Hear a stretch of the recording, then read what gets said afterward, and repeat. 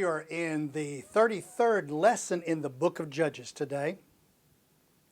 And we are in Judges chapter 18, and where we left off last week was in verse number 14, and that's where we're going to pick up again today. What had happened up until this point, as you will remember? 5 men of the Danites had gone up and found a place up north of Lake Marion, way at the very top north part of the Promised Land, the very apex of it at the top. And they wanted some land besides the land that had been given to them by Joshua, and so they went and found that land. They came back to their home area by Zorah and Eshtaol, and they gathered 600 warriors. And as they're headed back up to go take the land up there north and to take that town of Laish for themselves and make it a new area for them to live, they stopped at Micah's house on the way. Remember Micah with the Levite priest and the idols. And while they're camped at Micah's house, the 5 Danite spies tell the 600 men about the gold idols that are inside the house. And that's in verse number 14. We began reading it last week, and that's where we actually ended.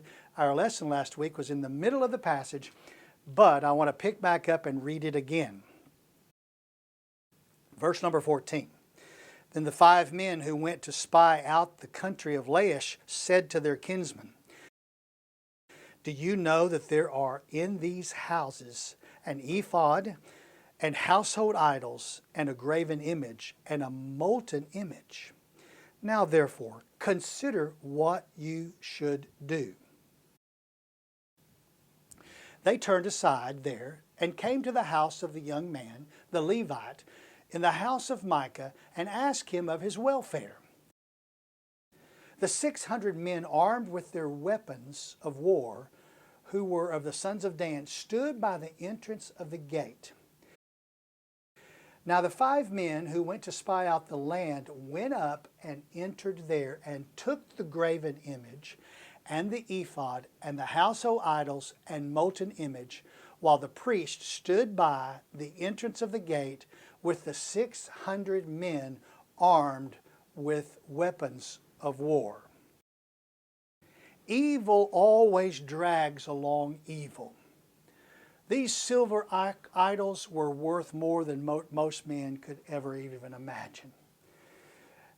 And it was such a temptation.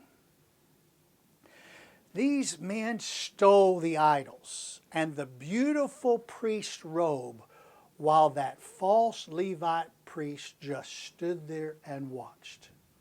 And to his credit, the false Levite priest of the false god questioned the Danites who took the idols.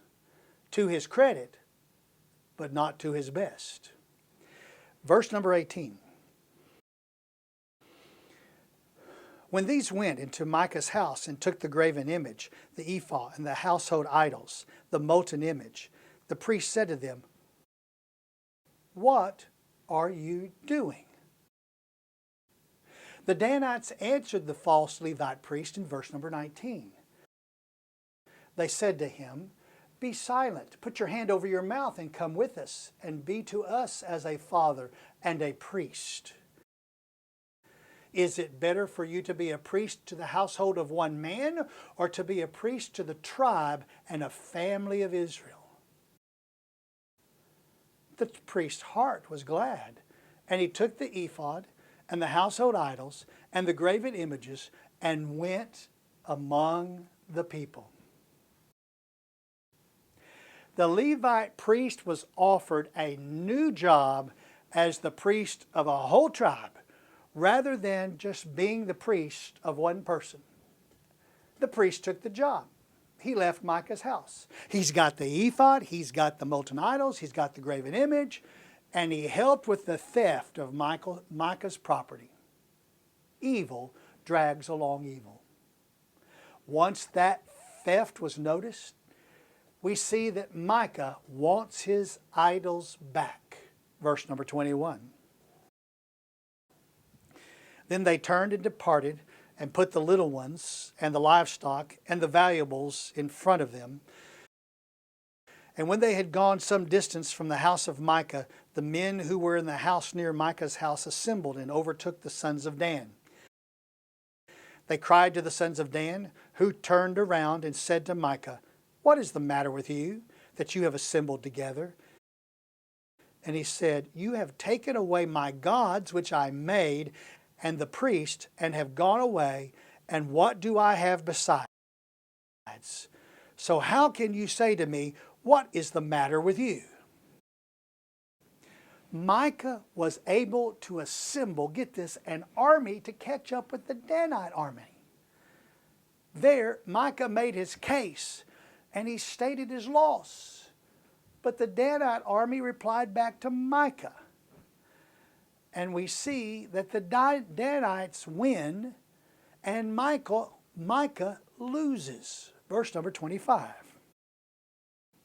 The sons of Dan said to him, "Do not let your voice be heard among us, or else fierce men will fall upon you, and you will lose your life with the lives of your household." So the sons of Dan went on their way, and when Micah saw that they were too strong for him, he turned and went back to his house. It must have been evident to Micah that he did not have the militia strong enough to beat the army of the Danites. His possessions were stolen, and he could not do anything about it. Well, at the end of the 120-mile march, we come to Dan's great sin in the hill country of Laish. We start with the capture of the city of Laish in verse number 27. Then they took what Micah had made and the priests who had belonged to him and came to Laish, to a people quiet and secure, and struck them with the edge of the sword. And they burned the city with fire. And there was no one to deliver them, because it was far from Sidon, and they had no dealings with anyone. And it was in the valley which is near Beth Rehob. And they rebuilt the city and lived in it. Here's the problem with a city that feels safe and secure. The people are never prepared. The Danites caught them off guard. The city was so far off the grid that it was impossible to garner the help that was needed from anyone to defeat the Danites. Neither did it have positive relationships with any of the villages nearby to garner help. And once the city was destroyed, the Danites promptly rebuilt it for their own use.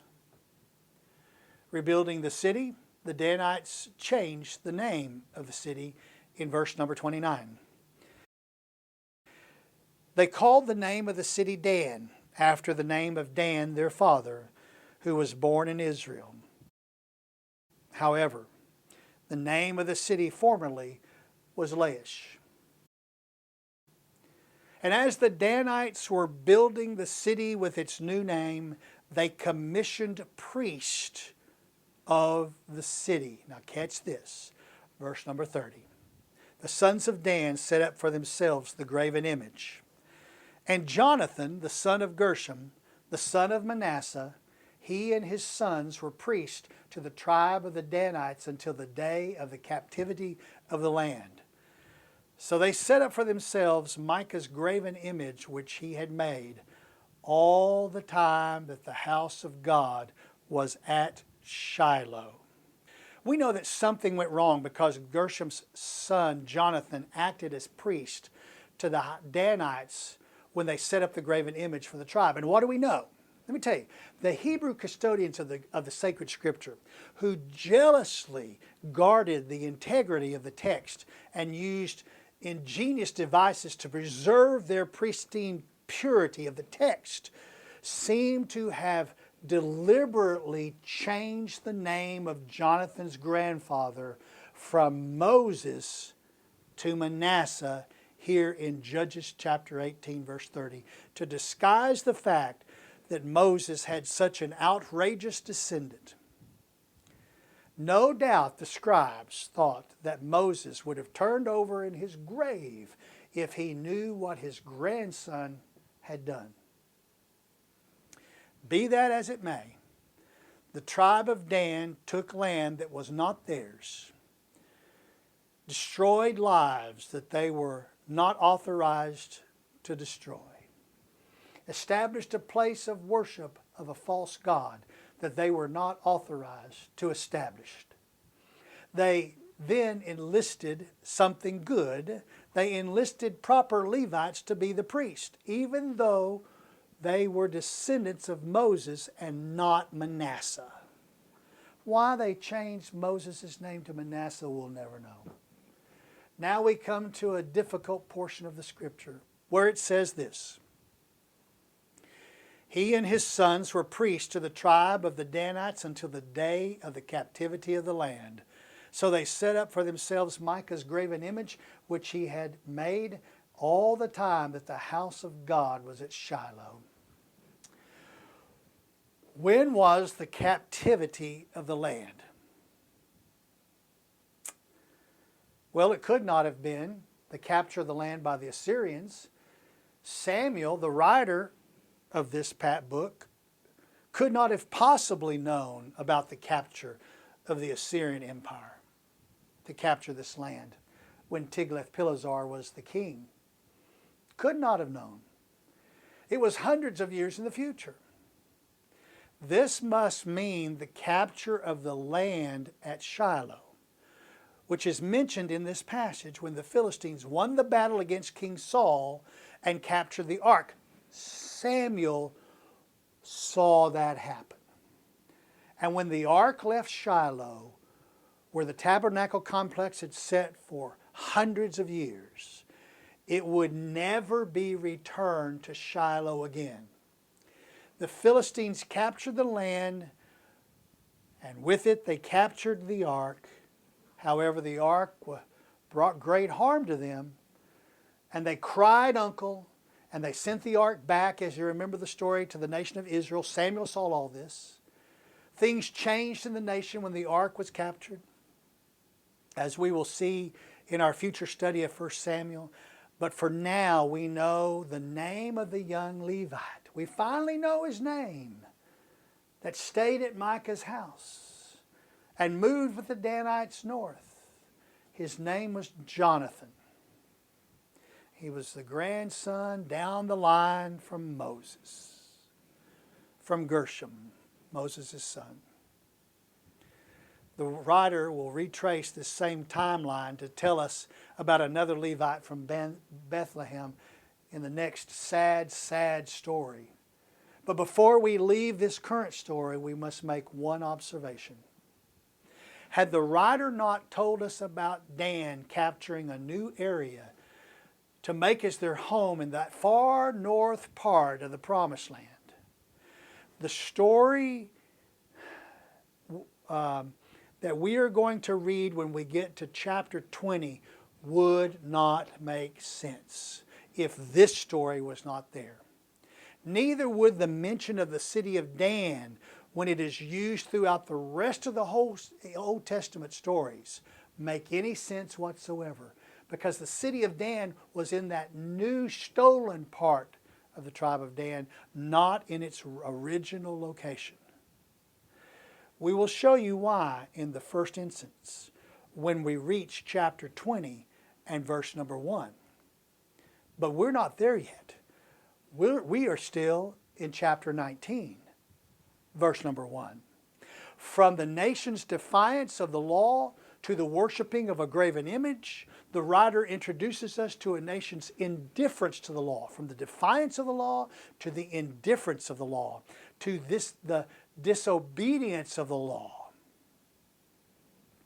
Shiloh was a city where the tabernacle complex was permanently stationed from just after the crossing of the Jordan River until the Ark of the Covenant was taken in battle by the Philistines. They took it away from King Saul. It was captured by the Philistines. And in the story, Eli is the high priest. And Samuel is a silent judge of Israel, just as he is here in the book of Judges. Now, we say silent here because Samuel is writing this record in this book of Judges, and he does not mention himself. However, during his life, he was not silent in any way. The people knew all about Samuel. They will soon reach out to him to select a king, and he will be the one to name the king. The king will be King Saul. That one fact shows that Samuel was basically the defunct, highest ranking judge in the magistrate judicial system that Moses put in place. He is stationed in his home tribal area of Ephraim. And we like to think that Samuel stayed at the tabernacle complex all his life with Eli, but he didn't. Remember, his mother delivered him to Eli when he was about 4 years old, and he grew up assisting in the tabernacle complex. However, when he was older, he was seen going here and there as a judge and a prophet. And for that reason, Samuel knew about the sin of the nation's defiance of the law with Micah's idols and his personal priest and in his godless home. Samuel also learned about the nation's disobedience of the law in this new story about this Levite man who lived in Ephraim's territory. We begin hearing about this Levite's sin in the hill country of Ephraim and his marriage to the concubine here in chapter 19. This is not the same Levite as before, because that Levite before is up in the area of Dan. This is a new Levite who is in the hill country of Ephraim, and he is married to a concubine. Chapter 19, verse number 1. Now it came about in those days, when there was no king in Israel, that there was a certain Levite staying in the remote part of the hill country of Ephraim, who took a concubine for himself from Bethlehem in Judea. Since the end of Samson's story, the writer has told us 4 times that there was no king in Israel. This is the 5th time. He will say it one more time before this book is over, and it will be the last line in the book. Why? By the time Samuel writes this book, all its information will have long been past completed. The nation will have King Saul ruling over them at their request, and at the announcement of his name by Samuel as selected by the Lord, Samuel is now setting the stage for why the nation concludes that the judicial system set up by the Lord and declared by Moses was not enough to meet the needs of the people. They will ask Samuel for a king because he was viewed as the chief of the judges because of his God-given authority. It has not been written yet. This book has not. But in a year or two it will, when they ask Samuel for a king. And the Lord will say to Samuel this. In 1 Samuel chapter 8, verse 7, the Lord will say to Samuel, listen to the voice of the people in regard to all that they say to you, for they have not rejected you, but they have rejected me from being king over them. This too implies that the Lord intended to be the king over Israel forever. He had given them all they needed to know to stay within His divine will, and He would protect them and guide them if they followed His commands, His laws, His statutes, and His ordinances. And that is why the Lord had the ordinances concerning the reading of the law every 7th year in the sabbatical year after taking the promised land. But the people would not adhere to the law, even though they had heard it every 7 years, word for word. Thus Samuel is setting the stage for the request of a king by telling us in total there was no king in Israel. The last straw comes with this story of the Levite who took a concubine for a wife. The concubine was from the tribe of Judah. Specifically, her home was also in Bethlehem. A concubine was a wife.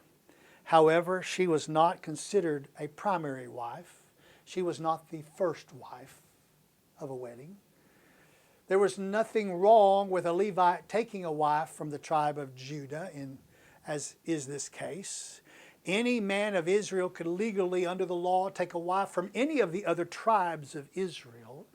Any offspring of that wife, but with that wife, would be considered a child of the father's tribal bloodline. The question really comes down in this passage as to why the Levite took a concubine as a wife. A concubine, by the notion of her position, was never the primary wife. If a woman was the first to marry the man, she would never be called a concubine. In other words, this Levite already had a wife. The primary reason to take a concubine was to have children. Such was the case with Hagar and Abraham when Sarah was barren during most of her married life, well past the age where she should be able to have a child. It was the case with Leah and Rachel with Jacob when both girls were barren in their first years of marriage, and they gave their maidservants to be concubines with Jacob after birthing children. At this point, we can also remember that 4 of Jacob's sons were from concubines who are now tribes in the nation of Israel. But get their names. Dan, who we're talking about. Naphtali, Gad, and Asher. Sons of concubines. Yet even though their mothers were concubines, their status as a son of Israel was as if they were the son of the primary wife. And as we have seen with Abimelech and Jephthah in this book, the status of the concubine sons was not always adhered to as if they were Jacob's sons or Gideon's sons. Later in the Bible, we will learn that some women availed themselves to be concubines for reasons such as royal prestige, or as simple as attaching to a man who had the means to provide for daily life and sustenance. The Levite had taken this concubine from Bethlehem and settled back in his home in the hill country of Ephraim. The writer now tells us of the unfaithfulness of the concubine to the Levite in verse number 2. But this concubine played the harlot against him, and she went away from him to her father's house in Bethlehem in Judah, and was there for a period of 4 months. This verse, as simple as it seems, is tough to understand. First, only a wedded wife could commit adultery as a harlot. So I say that because we are talking about this woman. For clarity, only a married man could commit adultery too against his wife. A single woman or man cannot commit adultery. A sexual indiscretion between singles is called by a different word, fornication. An unmarried harlot prostitute commits fornication even though her sinful partner may be a married man committing adultery against his wife. Follow that. Second, the text says that she played the harlot. It does not say she became a harlot. In the book of Judges, each time the writer uses the phrase played a harlot, it refers to Israel being unfaithful to the Lord by leaving him and seeking other gods. Judges chapter 2:17, 8:27, 8:33. Perhaps this concubine was simply unfaithful to this Levite because she went home to return to her parents' house. Perhaps there was an argument within the family. We do not know. But if there was the phrase, she played the harlot, that would fit the intent of this passage just as well as if she had become unfaithful to stay with her husband in the marriage relationship whether or not she had had a relationship with any other man. It did not matter. It does not say she was a harlot in Bethlehem either, where she was for 4 months. She was unfaithful to her husband. She played the harlot by being unfaithful, like being unfaithful to the Lord, and she left her husband and went back to her home. Well, at the end of 4 months, we come to the retrieving of the concubine by the Levite husband and the invitation to spend the night in her father's house. Chapter 19, verse number 3.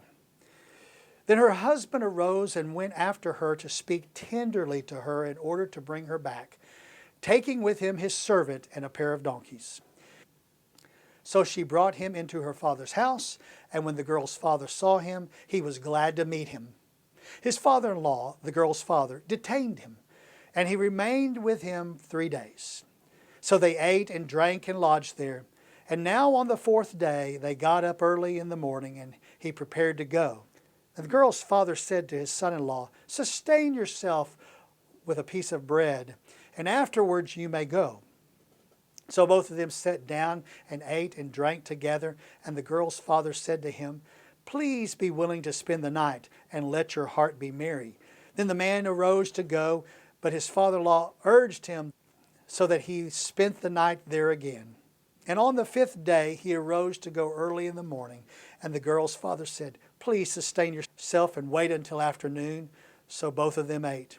And when the man arose to go along with his concubine and servant, his father-in-law, the girl's father, said to him, "Behold now, the day is drawn to a close. Please spend the night. Lo, the day is coming to an end. Spend the night here, that your heart may be merry. Then tomorrow you may arise early for the journey, so that you may go home."